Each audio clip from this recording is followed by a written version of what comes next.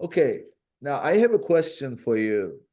So we went through this. If you have historical data, get the report downloaded, everything available within what's allowed, and get a list of all the search terms that have converted. What about the search terms that have gotten click-throughs but not converted? Don't they count?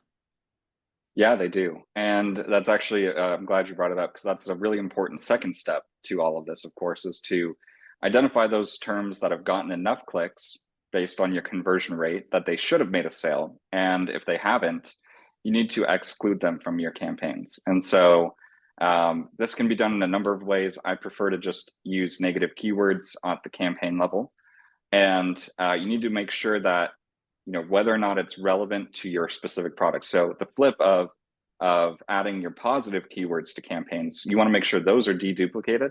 You want to do the opposite when you're adding the negative keywords. You want to make sure they have been added to every campaign so that you don't waste another click on any of them. So if there's a list of 100 search terms that have each had 30 clicks but no sale, take that list, create negative exact match keywords at every campaign that you're creating. That way, they're not going to resurface and show up. And this is a process, by the way, both the moving of profitable, converting, I should say converting, not profitable, converting search terms to your campaigns, and also negating the non-converting search terms from your campaigns should be ideally an automatic process, but at the very least, it should be done frequently. Every day is ideal. That you would need some sort of ad tech software to do that, most likely, or you can do it manually, but it is a process in terms of downloading your search term reports every day, going through your bulk files, adding the necessary keywords and negative keywords, and making sure you're deduplicating and not missing anything in the process. But either way that you choose to do it, whether you use tech or not, it's important that it's done frequently. Otherwise, you'll break the whole goal of this, which is search term isolation, and you'll start to have non-converting keywords or search terms that slip through the cracks and continue to spend money and waste money. And you'll have converting keywords that you could have added to your campaigns and used and bid up to drive sales that are just sitting in research still and haven't been moved over.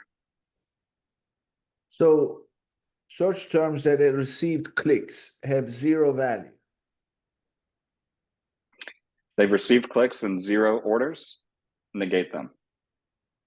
All of negate them. them everywhere. I mean, don't you feel that some of them may, I mean, you may look at the search terms and you say, how come this didn't convert? So isn't it worth, I mean, of course, this is a subjective call, but isn't it worth like picking a group of them that you feel maybe the content, if it improves, if you improve the content, they may convert?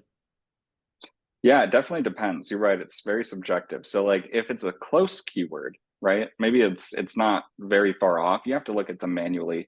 So if you're selling Bluetooth headphones and somebody searches for Bluetooth earbuds, maybe they're different depending on what your product is and your understanding of what the customer might be interested in. You might decide to let that one go a little bit longer, right? So maybe it's already gotten 30 clicks, no sales, but it's close enough.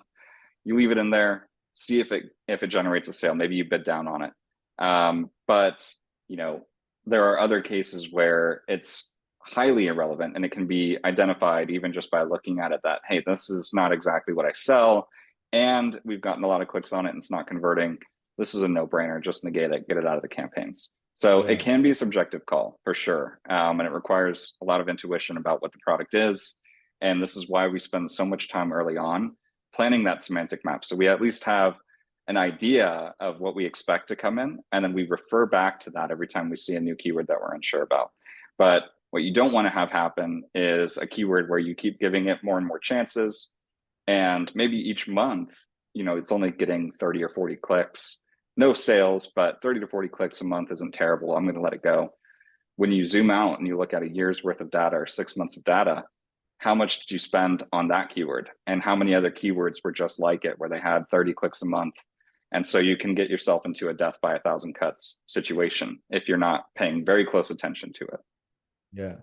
Well, I mean, being a numbers person, I immediately start thinking, what if you set like a benchmark across the total number of search terms that received X number of clicks per search term, add them all up, get an average, and then set a minimum, maximum, and then say, okay, anything below this, I'm gonna get rid of, but anything above that, I'm gonna stay with it, even though they received no orders, but we got clicks. So, do you think that kind of an approach is it something that would be useful? Yeah, definitely. I think there's a number of different ways on how you can come up with that criteria, whether it's based on the median or the average within your account, whether it's based on your overall conversion rate. There's a lot of different ways you can arrive at that number, but you should have some sort of data-backed criteria so that it's not entirely a subjective discussion every time. Like, do we have to move this? Well, we want to look at it from a subjective lens, but we also want to have a cutoff point where, okay, we've decided that whether it's in 1 month or 2 weeks or 3 months, collectively, this product or this search term and product combination have received enough clicks and no sales to warrant further spend. So it's definitely a good way to think about it. Yeah, I just heard you say something which is really the emphasis here.